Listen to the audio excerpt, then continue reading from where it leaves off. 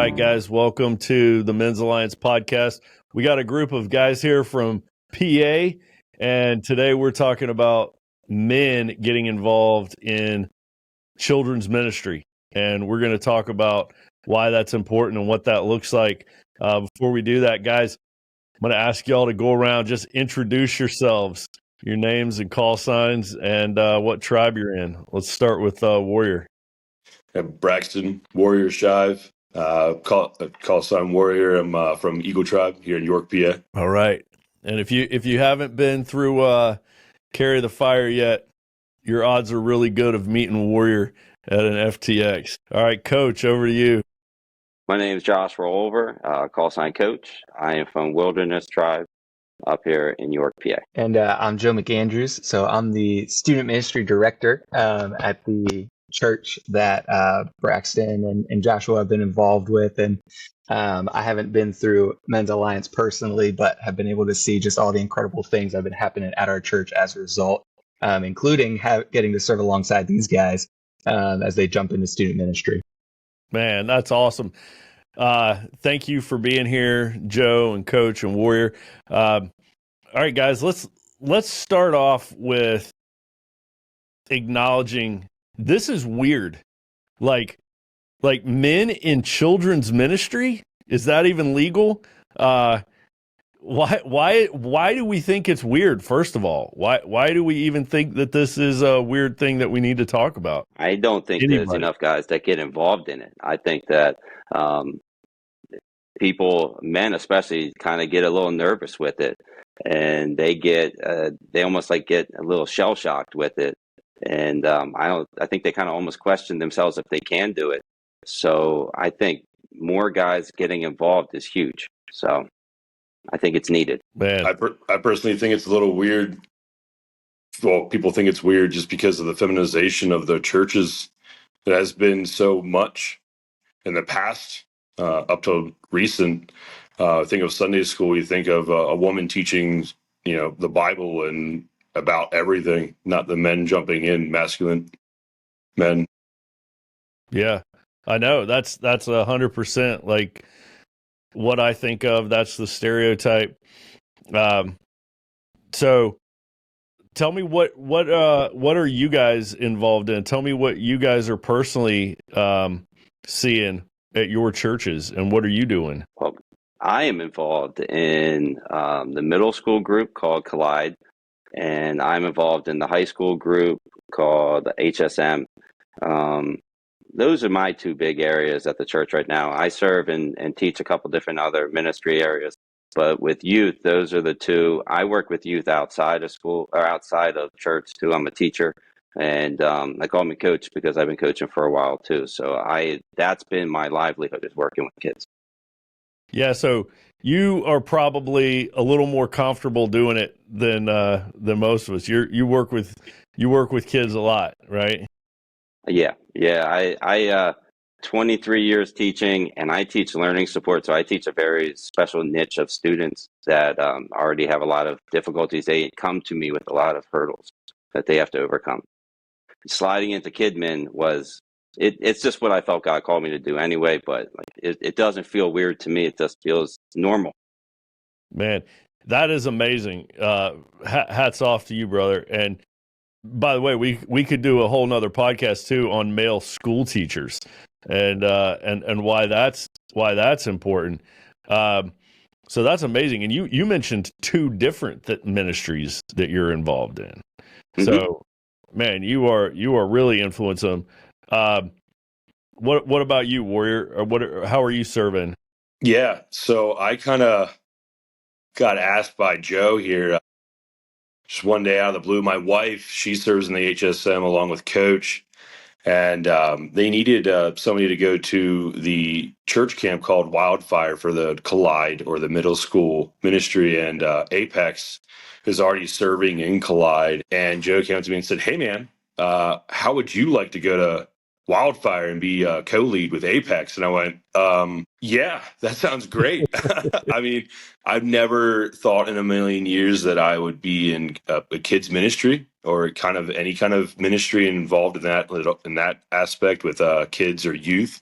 I do coach outside of everything. I coach wrestling and I coach football too. So I deal with kids in different aspects, and from really, really coachable kids to the, hey, we got to really sit down and nitpick everything that goes on in your life. So I've been involved with all that. But yeah, Joe saw something, and I jumped on it right away.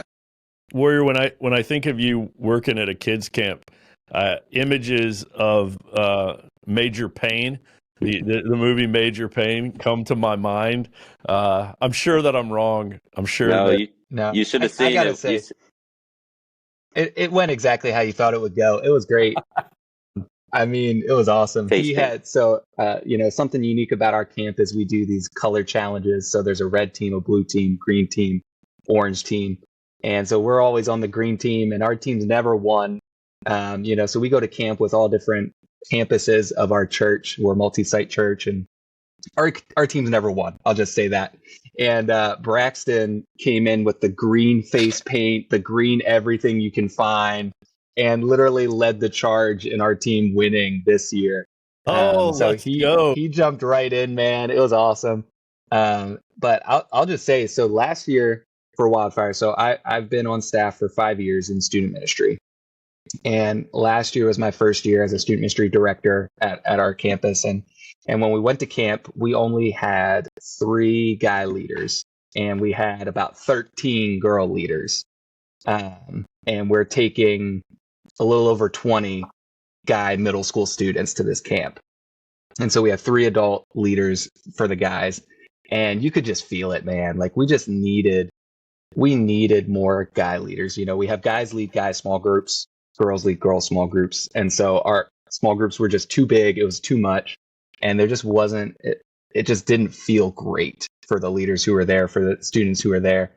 And so I just made it my mission to try and get some more guys to camp. And when I thought about Braxton, like he was just, I mean, first of all, I try and look for people, like if they have kids in our ministry, how do they connect with their kids? Like, are they a good dad?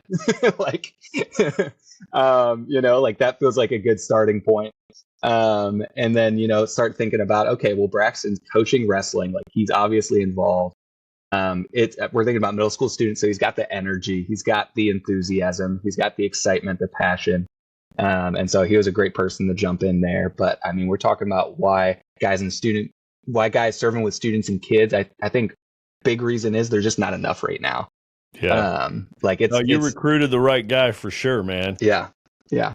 Joe, I want to ask you, how have you seen men coming into children's ministry? How have you seen that change the dynamics of the group? What happens in a classroom or a camp trip or something when there's more men there? Yeah.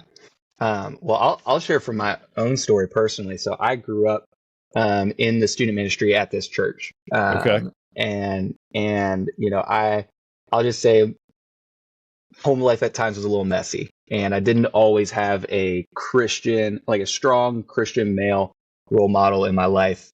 And so for me, having a male small group leader that I could look up to, I mean, I remember the names of from 3rd grade all the way graduating high school. I remember them crystal clear, and the impact that they had on my life. I wouldn't be in student ministry today without them. And honestly, I don't know what my relationship with Jesus would look like without them. Wow. Things were difficult at times. And, if I didn't feel so certain that God had very intentionally placed the right people in my life at the right times, I don't know where I would be, to be honest. I definitely wouldn't be working in ministry, that's for sure. And so, people like Josh Lusby and Bob Rhodes, who had us over at Bob Rhodes, when I was in 5th and 6th grade, he looked like he was 60 for 30 years. Like that's just, but he had the energy of like a 20-year-old. Like, he was awesome. And when I was in 5th and 6th grade, he had us over at his house. He had like a pond that you could fish at. So he had us over fishing. And that was one of the only times I've ever been fishing with an adult figure in my life. And 7th and 8th grade, I had Don Parsons, and Don had us over to spend the night at his house, camping out in the backyard. And in high school, I had Jesse Perica, who was there for many of my ups and downs throughout high school, and many of the rest of my group's ups and downs throughout high school. And I just think, man, like, we think about how some families are missing dads or just missing present dads, and think about how important it is to have men serving, especially for other young men in whether it's kid ministry or middle school or high school. Man, the impact that they can have as just an adult male showing up, modeling what it looks like to follow Jesus, modeling what it looks like to be a good husband, a good dad, like all the things Men's Alliance is about, right? Like, they need to see that. And the more people they see it, the better. Yeah, man, that's an incredible testimony that you have, to be able to say you wouldn't be where you are today without those male leaders in your life. Man, that is enormous. Coach, I want to ask you, what are some of the unique strengths that you think men bring to this ministry?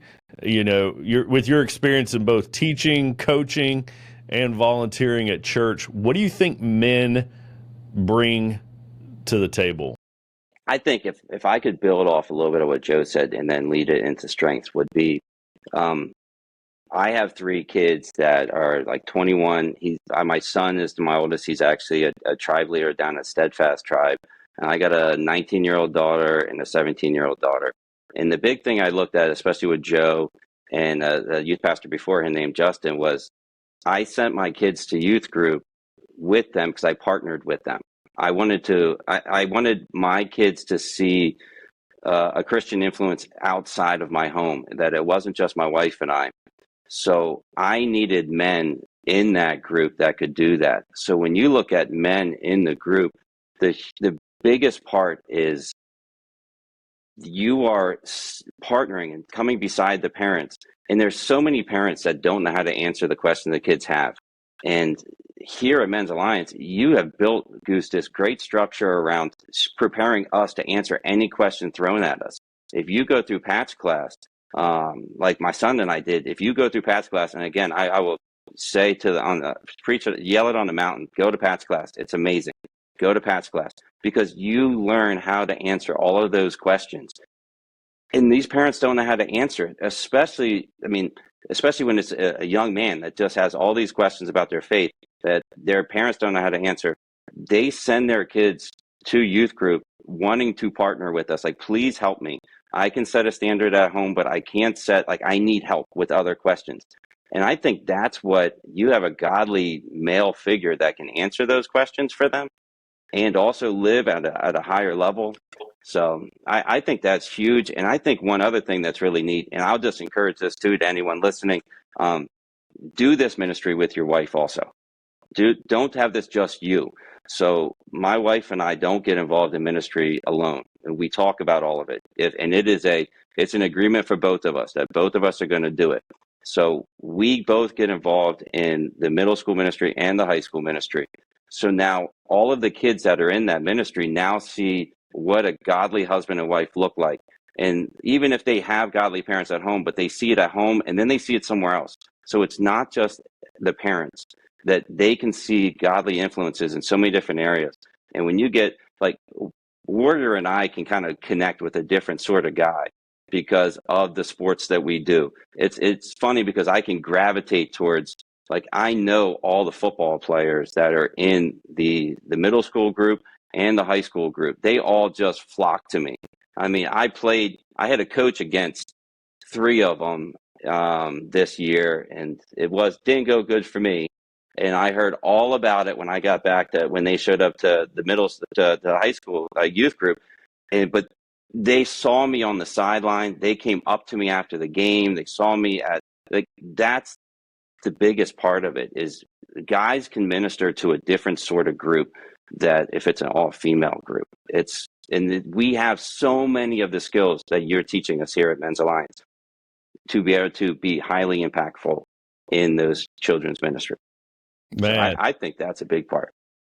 that is that's so good to hear. Yeah, you just reminded me. Years ago, I led a middle school group and high school boys group of apologetics at a church I was attending years ago. And like the church told me, they were like, we don't think this is a good idea. Kids aren't really interested in apologetics. And I was like, I just want to give it a try. I was like, I knew they would be. And they were like, well, yeah, you can give it a try. And then, man, I was blown away with the response. I remember, I've shared this story a lot because it impacted me so much. But like, there was this young girl. She was like middle school age girl, just like doodling in a notebook, like the whole time I was talking. And so I just kind of thought, okay, well, she's a goner. I'll just talk to everybody else in the room, right? Like ignore her, talk to the people that are listening. And afterwards, she walked up to me and looked down at her notebook and had some questions for me.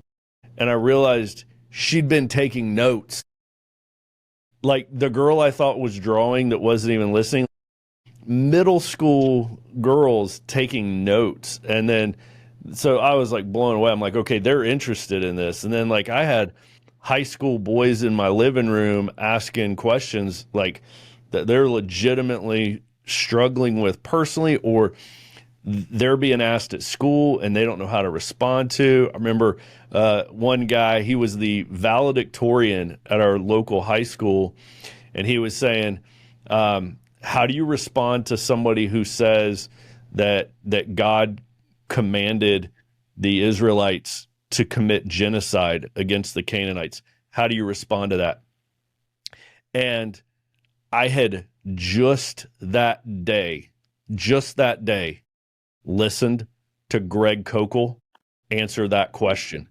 And I mean, it was like one of those moments where you just smile because God just prepared you a couple hours ago for this moment.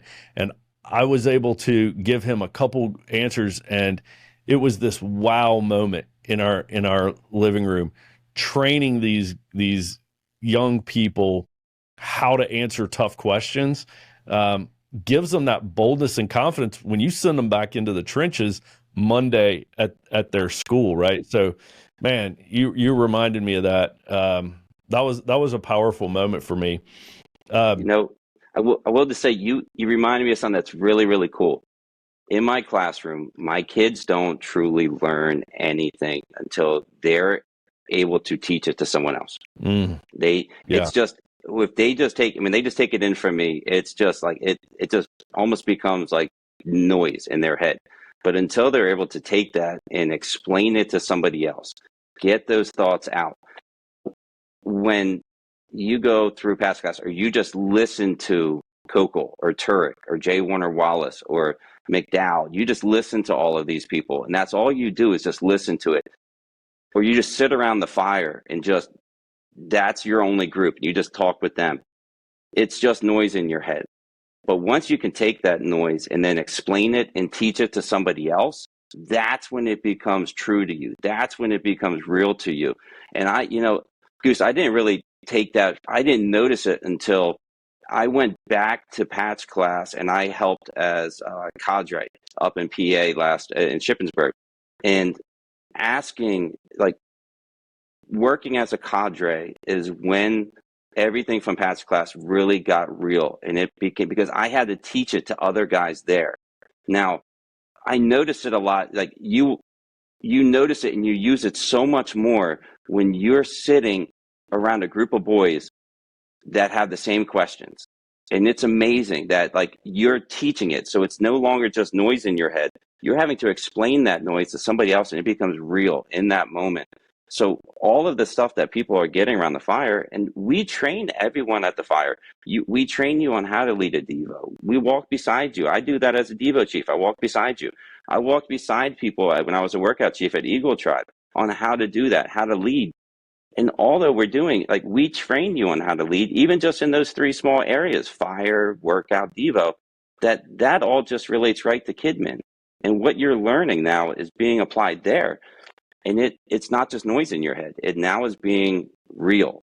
And it grows your faith so much more when you're involved in feeding into somebody else. And you see those light bulb moments in those kids. Like that's why I got into teaching. I got addicted to that light bulb moment and watching that look in kids' eyes of, holy smokes, I got it. That's what you mean? And then you have that in the classroom, and it's so cool to have.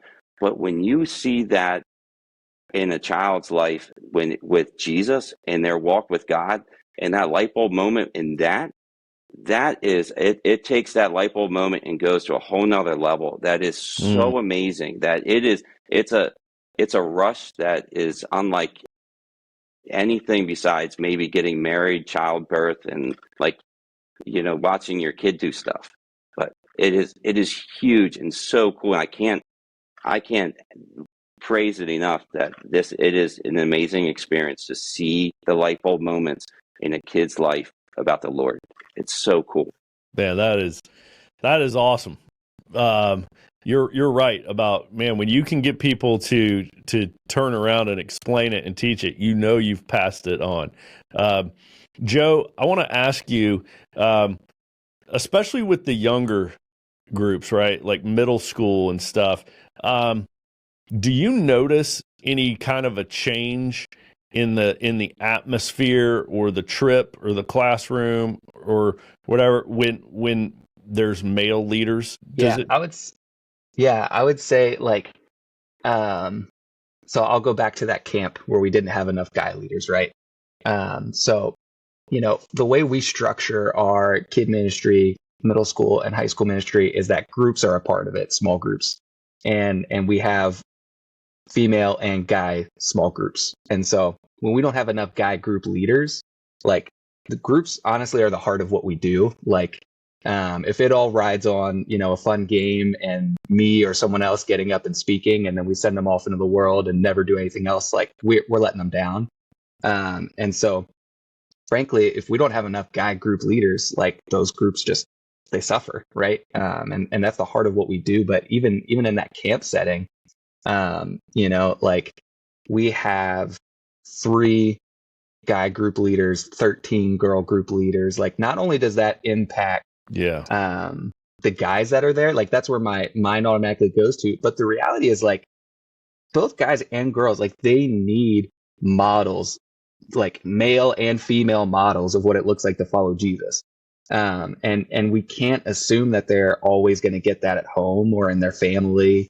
Sometimes they get lucky and they have a coach like Coach who is following Jesus, and sometimes they don't. Like, that group leader might be the only representation of Jesus that's really legit in their life. And so if they only have a female or they only have a guy, like, you're missing part of the puzzle, right? And so I think a big part of this is, like, we have girls who kind of naturally jump in with that, and it just doesn't, for whatever reason, seem to be as natural for guys to jump in with those things, right? Whether it's an intimidation factor, I think especially serving with middle school, a lot of people are really intimidated by middle schoolers, right?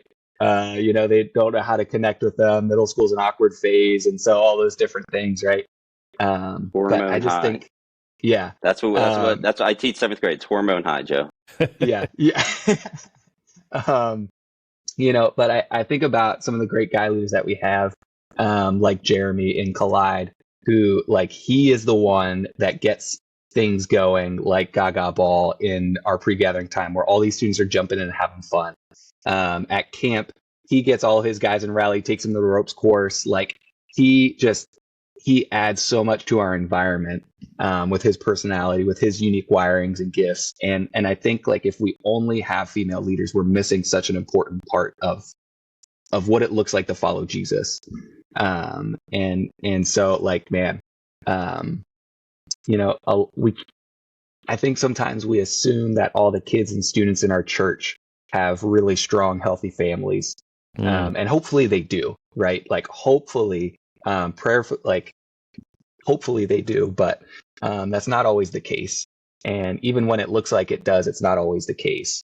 And so, if a kid or student's walking in there without a present or a healthy model of what it looks like to follow Jesus in their mom or their dad, then like it becomes on us to help bridge that gap. And I think that's like, man, we just, it's why it's so important. It's so important. And we talk about, bringing people out of isolation, right? Like students just feels like students are really isolated right now. Oh, for sure. And man, we need adults who care, who follow Jesus, who are good husbands, good father. Like we need those people to help bring them out of that isolation. Because not only is it their impact, what's really cool about at least how we do groups and ministry in general is not only is it that kind of mentorship relationship, but that leader also creates peer connection too. Like in that small group. Yeah, explain that. In that small group, you're not just teaching a second lesson. You're also building a community like you guys do around the fire.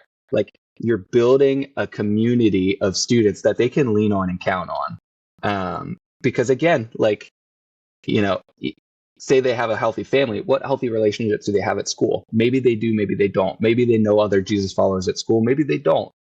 And so in that small group, you're helping facilitate not just your impact on them, but the impact they have on each other. And you're teaching what it looks like to be the church.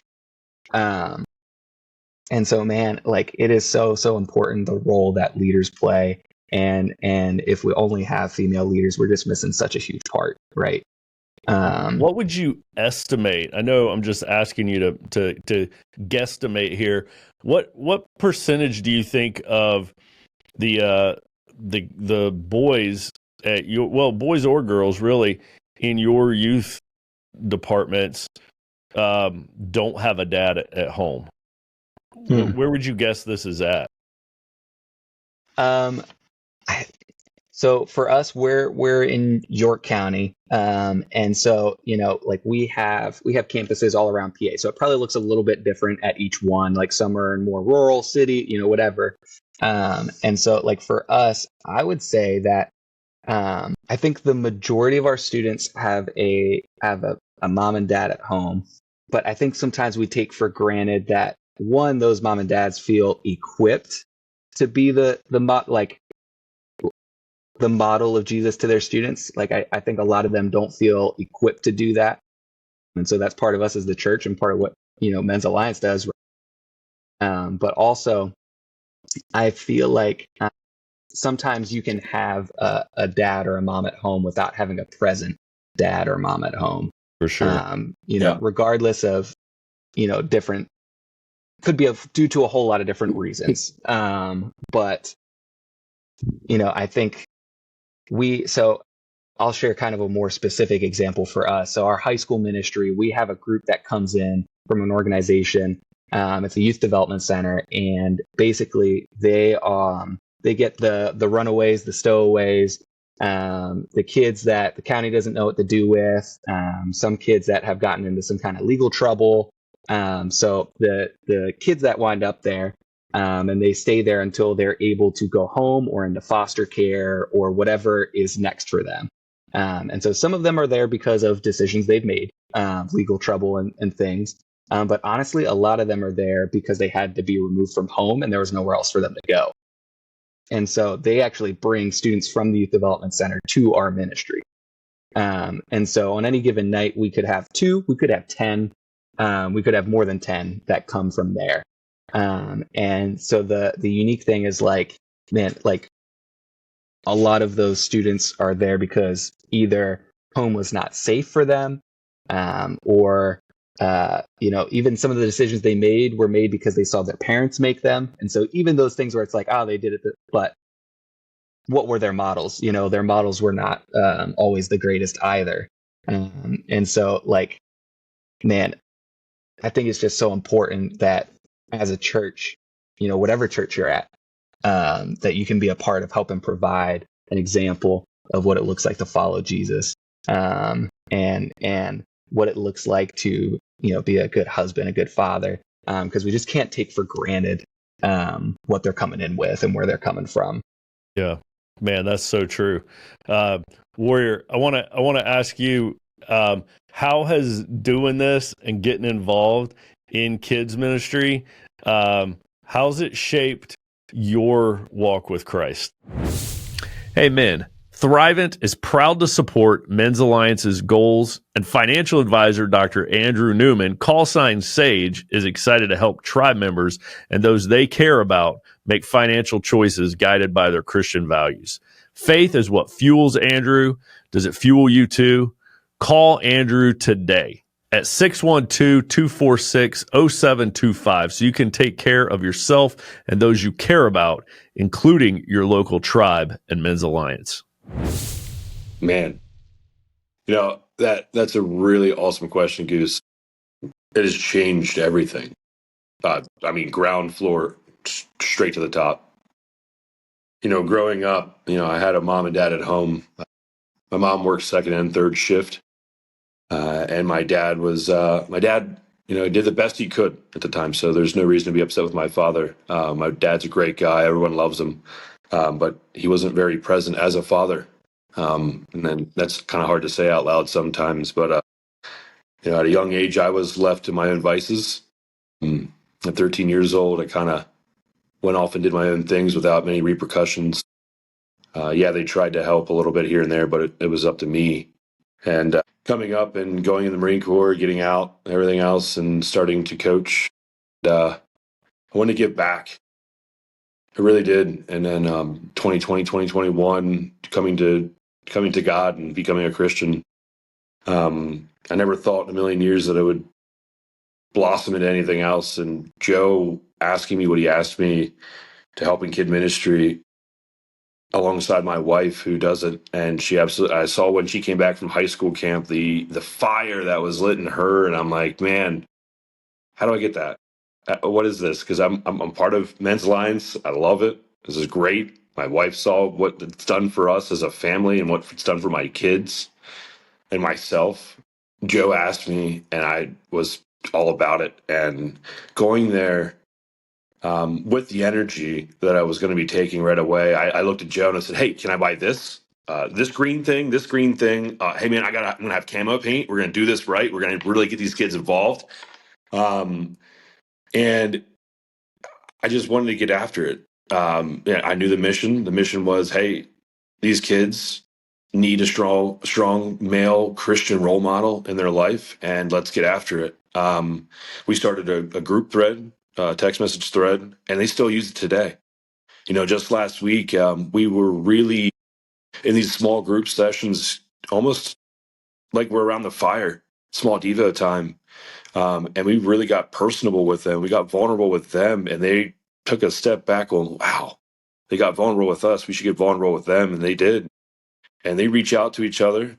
They reach out in this group thread all the time for help, for prayers, for just praises as well. And it's absolutely amazing to see it. And it's changed my life so much, coming back from just listening to these kids and what they have to deal with on a daily basis, that I feel most men in this world don't realize what your son or your daughter has to go through on a daily basis. And just Can you give an example? Like, what kind of stuff are you thinking of? What kind of stuff comes to mind? Oh, the social media itself and the amount of trash talking to each other through the school, and just what your son or daughter has to go through on a daily basis. And, asking them how school was. Hey, how was school today? Oh, good. Oh, cool. That puts a check in the box as a parent. But going to this camp, I was doing that, but going to this camp, I really was able, and thanks to Coach and thanks to Joe, I was really able to break down. And coming out of that, every day my sons come home from school. I have 3 boys, and when they come home from school, I'm like, hey man, how was school? Oh, it was good. Well, all right. Well, what about it? Or, hey, it wasn't that great. Well, what happened? Asking the deep questions, really getting involved with them, showing them humility and being humble, with, hey man, yeah, you know what? I feel that way sometimes. And showing them how you work as a godly man really shows them how to model and how to go forth and being a great young man. I mean, in my household anyway, but even with the daughters too, I guarantee it's the same way. I feel personally that there is not enough men in this world that are like this at all. The world tells us to shut up, go make money, provide for the house, and that's it. But there's so much more to it. To be the spiritual leader of your household, to show humility, to be humble for your kids, to show them how when you fall, falling in front of them and picking yourself back up with God is huge. My sons have seen it. I've done it. I said, guys, I've messed up. And they're like, what? And I told them what had happened. And I showed them what the model is, what I'm going to be doing to get myself back up out of it. And, my oldest is 14 now. Before he was 13, he was, hey, when are we going to tribe? When can I go to tribe? When do I want to go to tribe? I come home and he turns 13 and he's, can I go to tribe? Sure, man. Sure. I wake him up a couple of weeks later and I say, you going to want to go to tribe? I'm really tired. Okay. But I'll tell you what, I'll come home and I'll tell you the topic of the Devo. We could talk about it. It's changed everything. And then joining kids ministry now, Goose, to back to your point, is just opened my eyes to the world of what our kids really go through and how men can step up and into this role that children need more of in this world.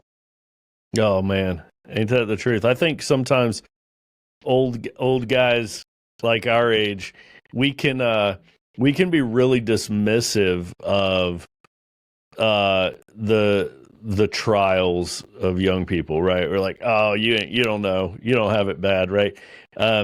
Really, I'm coming more and more to think they've got it much worse than we did. I'm starting to think like we had it really good compared to them. When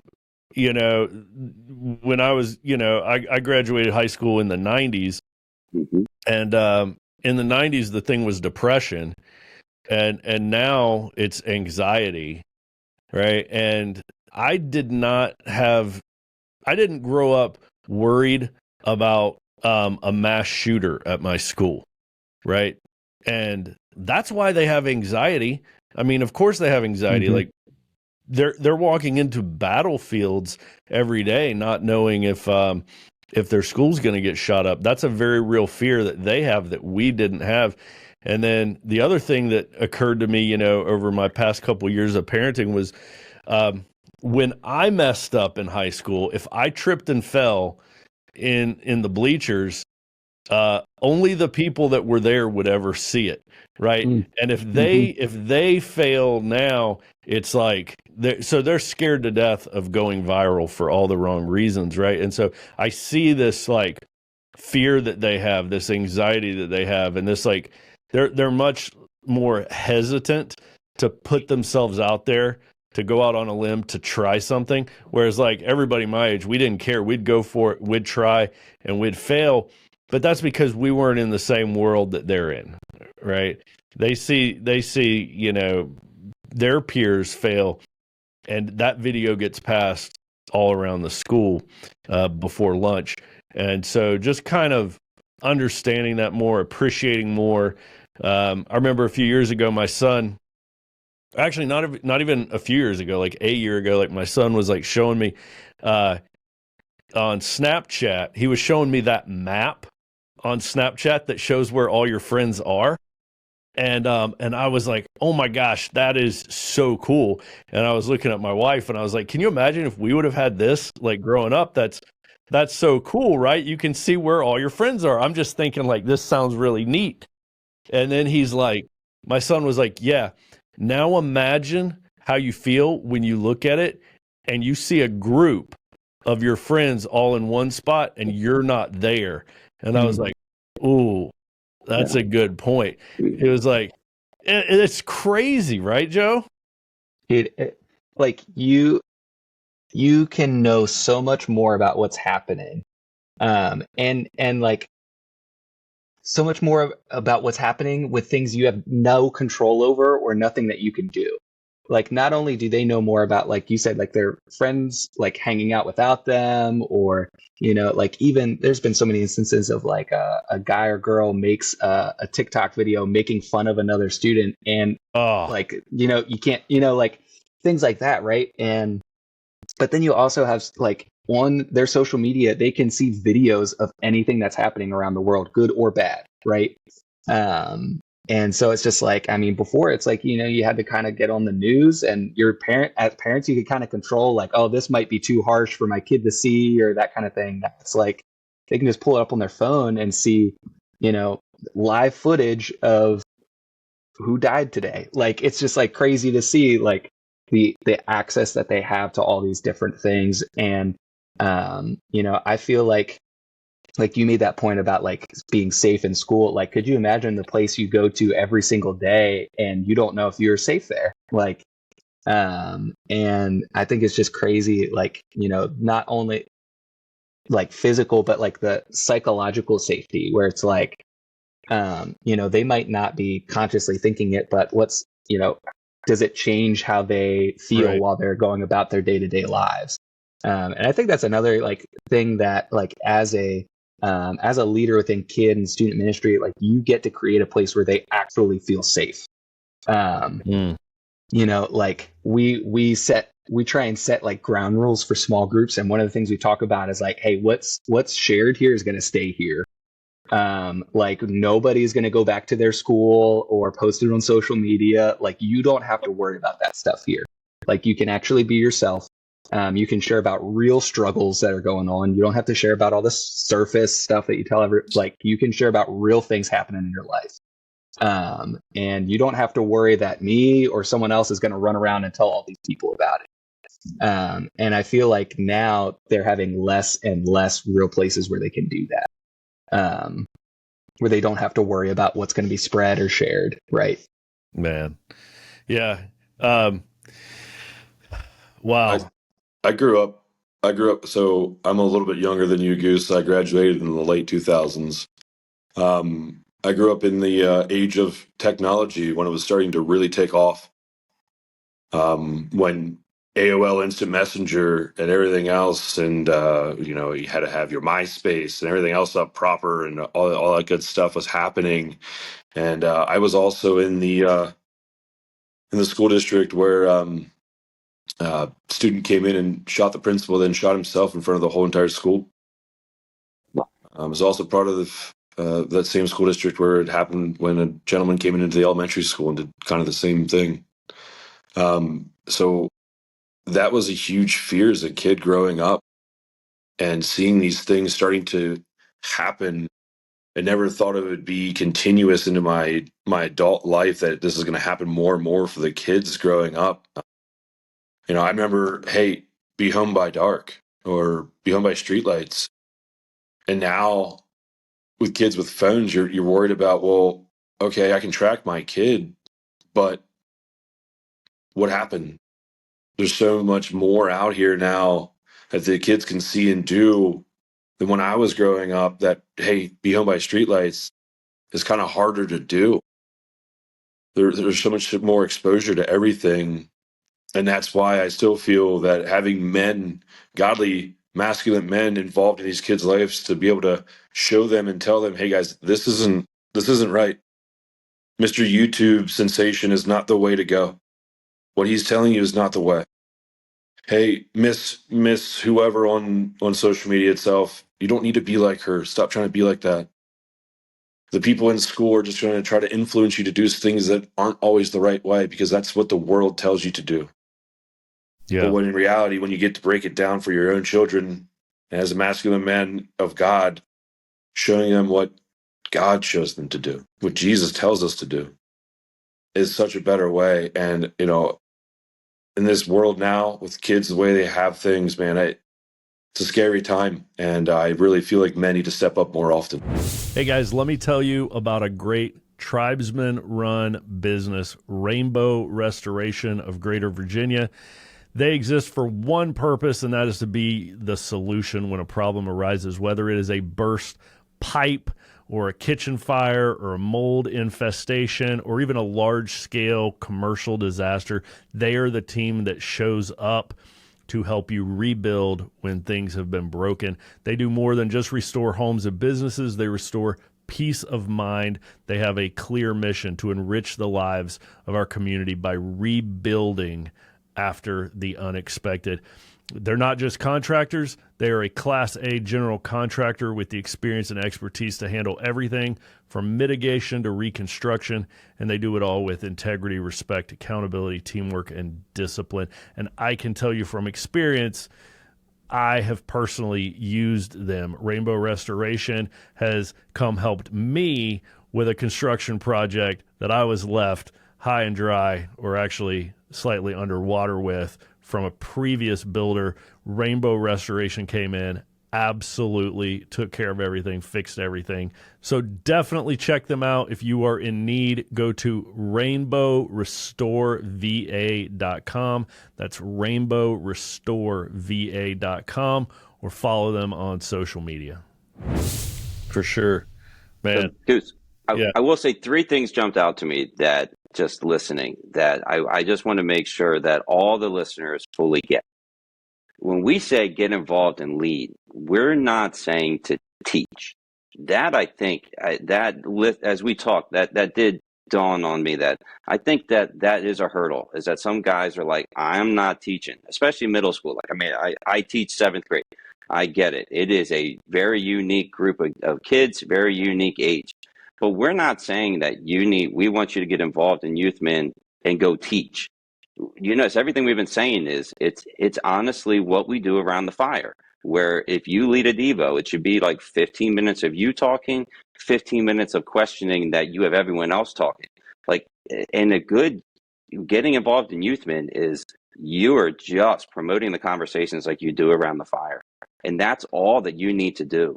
You got guys like Joe. There's another one, another youth pastor in West York that I work more closely with, named Justin, that like they do a lot of the teaching. I have no problem teaching. It's what I do. I'm fine with it. But we want all of you men to get off the sidelines and get involved where you just are leading groups. And 2 other things that jumped out to me too is you're modeling also for all the girls that are in the group too. We've been talking about the guys. Yeah. But all those girls in the group are now seeing what a godly male should look like, that they should be shooting for. So like I told you, my wife and I serve together. We do it in the middle school group and the high school group. So all the girls are also seeing this is how a godly husband should be treating their wife. And that sets a huge that sets a standard for them. Warrior serving with his wife. Like that, Joe serves, I know his wife comes in. I know Justin, who's in West York, that youth pastor, his wife comes in. That sets such a huge model for them, because now the girls see this is what a godly husband looks like. And the last thing that jumped out to me too, when you serve, you're modeling for your family. You know, we say that we got to be better husbands, fathers, leaders. But if all of our leading is just done in the little silo of Men's Alliance and that's it, and not going out and modeling, and it doesn't have to be youth men.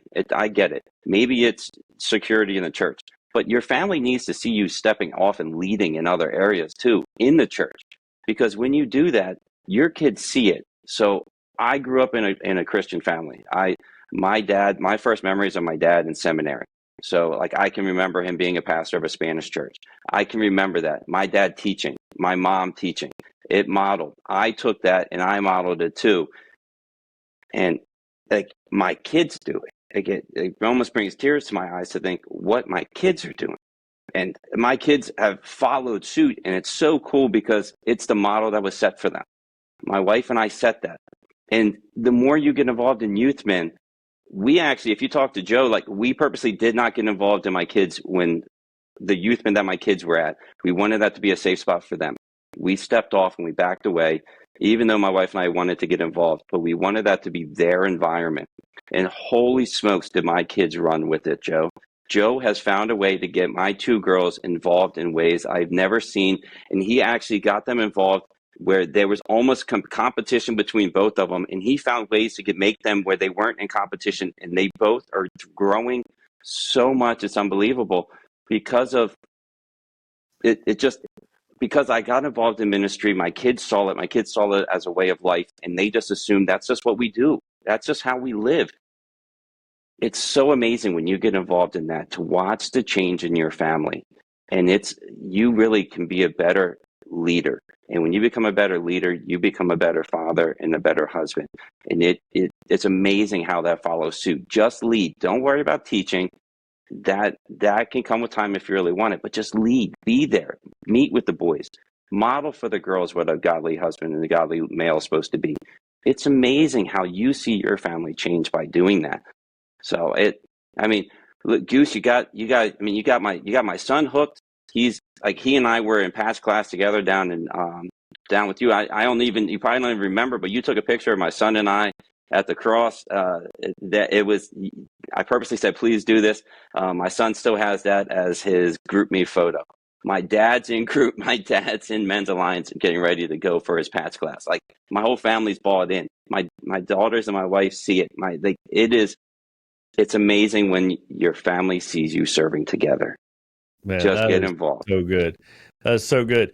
One of the things that I want to just highlight that Coach just said is the part about you don't have to teach. I think that just your presence there, right? Just guys, if you're even considering, if you're kind of on the fence, listening to this and thinking about maybe I might, volunteer in kids ministry at my church, I would urge you to do so just simply for your presence. One of the things Coach mentioned earlier is hormone high, right? Like, so not only is it just a volatile time in all the kids' lives because of their age, but then also it's a more volatile time in some of the kids' lives because of the home life that they may or may not have. So I think that one of the most important things that a man can do is be a stable presence, right? Just that there's that one figure in the room that's calm, that's not stressed, that's not emotional, right? Just that we have that calming effect. That's what we bring to the room, right? Is we're kind of the steady rock, right? And young people need to see that, both the boys and the girls, as you highlighted. And so I think that that's an important aspect for everybody to realize. It's like, we're not necessarily talking about teaching and doing a curriculum. We're just talking about being there. And they're going to ask questions. You're going to talk about current events. You're going to talk about all kinds of stuff. And it just gives you the opportunity to demonstrate what a Christian man is in that moment, in that setting, right? And then, to your point about how it changes the whole family, right? Like, it changes the whole dynamic when your kids see you doing this, when your wife sees you doing this, when it becomes a part of the entire family system of this is like what we're all doing together. I think that's just a tremendous part of this. And I want to say this too. As I look at you three guys on the screen in front of me, right? You got Joe, the full-time church worker, right? You got Warrior, the, who, just exemplifies, you got the call sign Warrior, right? You got the guy who's, snapping necks. And then I look at Coach, and it's like Coach is like the liaison between these two worlds, right? A guy who teaches school, coaches kids, and Men's Alliance. So one thing I will say is this: guys like me and Warrior, we need guys like Coach to help make the connection between us and the guys like Joe, right? So I think if you're if you're listening to this, if you're a coach type, right? If you teach school, I automatically just totally defer to you for all things youth, right? I'm like, oh, this guy knows young people. He understands them. He gets them. He can speak their language, right? And so I'll say this, like, if you're listening to this, if you're a school teacher, if you're a football coach, if you have a foot in that world, you are the perfect guy to go get guys like Warrior, guys like me, and recruit us to go help guys like Joe. Right? So I think that is a very important position. You're almost like this, you're almost like the youth group's liaison to men. So it's really funny you bring that up, Goose. And I love that you made that very, very abundantly clear in that area. I'm going to call Coach out. He is the reason I am where I'm at with Joe and kids ministry. Along with my wife, first and foremost, my wife doing high school ministry and then coming back and doing all that. And then Joe asking me, I talked to my wife about it. She said, yeah, let's do this. Do it. You need to do it. I instantly thought of Coach, because Coach and I have had this conversation many a times, and I've watched him with his kids. I watched him with Iron getting after it together. I watched him do what he does with these kids in and day out, and I tried to model myself, no pun intended, as the coach that he is for myself, and it truly helped, and it has changed everything to the point that, ironically, we were roomed together at Wildfire, and I looked at Coach and I said, dude, without you doing and saying what you have said for me and to me, I wouldn't be where I'm at as a coach, to be a good father, and to help minister these kids the way I am right now and help leading them. And then with Joe, man, leading the charge here and the kid ministry itself in Collide, man, it's awesome to see the trifecta. And Goose, you're 100% correct. For anyone listening right now, listen, if you feel inadequate because of your past, I tell you right now, you find your coach and then you get your Joe. And I'm telling you, take a chance and listen to your heart and listen to God and go for it, because you have an ability to be able to connect with these kids that nobody else can. One thing I want to share. I thank you, Warrior. That I know you and I talked, and it was special when we talked at camp. I just recently had a conversation, Goose, with one of the tribesmen that got involved in the high school group with after a conversation that we had, and I remember him. He talked to me. He goes, exactly what Warrior said. He was worried about some of his screw ups and some of his mistakes and some of his problems, and I shared with him the same thing I said to my daughter when she was going through some stuff, and I said, God brought you through this situation because someone needs to hear your story. And he stuck with it, and he just heard me out. And with my daughter, I said, someone needs to hear your story. I promise you, God got you through this because someone needs to hear it. And within it, just God's great, because that Wednesday she came home from youth group and said, I figured out who needs to hear my story. This guy did not. Like, this guy, I said it to him, and it took a while. And he just recently came up to me and said, I really started to second guess, like, if I was really worthy to be there for the kids. I questioned myself until the kids opened up. In my struggles in the past, they're going through that struggle right now, and they needed to hear my story. Their story, like what they go through, is what I was already able to overcome. And I'm looking at him like, that's why God placed you there, man. God got you. God's going to use what you thought was your lowest point, and he's got you ready to minister to these kids. Like, that's why you're there. And to go right along with what you said, Warrior, it is the stuff that we go through. We're never inadequate. somebody needs to hear our story, and somebody needs to hear what we went through, because someone is going through the exact same thing. And when it's a kid going through it, it's amazing how, like, Joe, you named every one of your leaders that you had growing up. That can be you and I. And I mean, I love it. I got a passion for kids, obviously, 26 years coaching, 23 years of teaching. This is just what I do. It's who God made me to be. I accepted it very early. So to me, this is my way of life. But if you're not involved in it, it is amazing to watch. It is such a rush. I know I said it, Goose, but it is such a rush to watch the kids. They get the light bulb moment of, even when it's an adult, like I got a rush when I heard that guy share that with me. Like, I understood why I'm there now. So it's neat. Man, that's It's awesome. a neat experience. Yeah. Joe, I want to give you the last word. Tell us why churches need us. Why do churches need more men to get involved in kids ministry? Close us Awesome, out. man. Take us home. Yeah.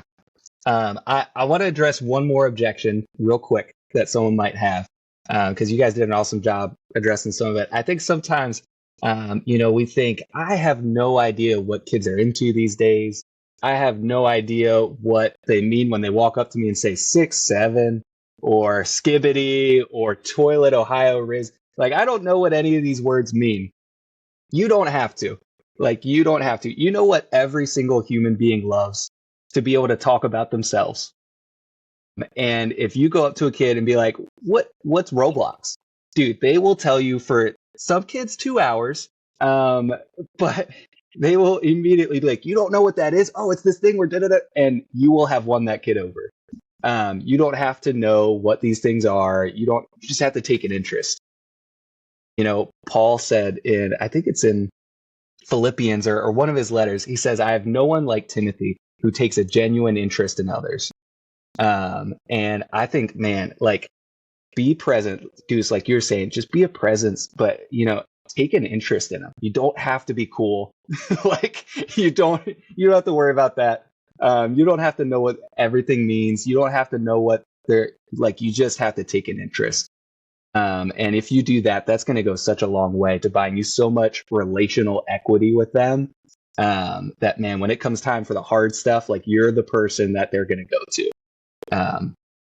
And that's what I'll just say. Every kid needs someone that they can go to. Kids nowadays, they can hear from pretty much anyone, anywhere, who has a phone and can post it on Instagram, YouTube, TikTok, whatever. And so they hear all kinds of different stuff. They hear, even me on my feed, I'm like, that's not biblical at all. This thing that you just shared about a random book of the Bible or whatever, they can hear all kinds of stuff.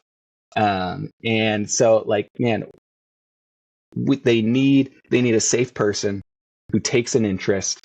And even if you don't know all the questions, you just gotta be willing to help them find it. And so, even if they ask a question, man, I've never even thought about that before. Let's look into it together. Dude, what better way than you just having spoon feeding them all the answers, but being like, hey, let's look at the Bible and let's see what God has to say about this. And I think that's just what every kid needs, man. They need someone who takes an interest in them, who's a steady presence, and can be a non-confusing, a clear voice of Jesus in their lives. And man, guys, young men need men to do that for them. And I think it's just so important, being able to provide that for them. And we just can't take for granted that they're getting it somewhere else. Man, so good. Man, guys, this is awesome. We talk a lot in Patch class about after you've earned your men's alliance patch, you need to deploy, right? And this is just another great opportunity for men to deploy to, right? If you're looking for a way to get involved in your church, man, consider children's ministry, middle school, high school. Just get involved, just be there to just be a presence. And like Joe said, just asking the kids questions and being a listener, just ask them and do the listening and getting to know them. that hearing you say that, Joe, that's just a reminder of the simplicity of all humans, right? We have a need to be heard, right? We just want to be heard. And it really takes nothing more complex than just that, right? Just being there for them. So guys, consider this as another great option to deploy to. Joe, Coach, Warrior, thank you guys for your time. This has been fantastic. Joe, Coach is sitting there in the classroom right now. I can see ready to close his laptop and get back to work. So thank you guys very much. Thank you. Thank you, Goose. Yep. Thank you. Awesome.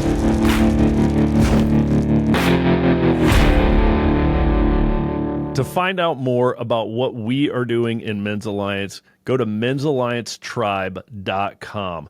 This will help you find a tribe near you. We have grown so much over the past few years. There are thousands of tribesmen all over the country in hundreds of tribes. We're growing every single week. Go to men'salliancetribe.com, find a tribe near you, or maybe you're the man to start one in your area.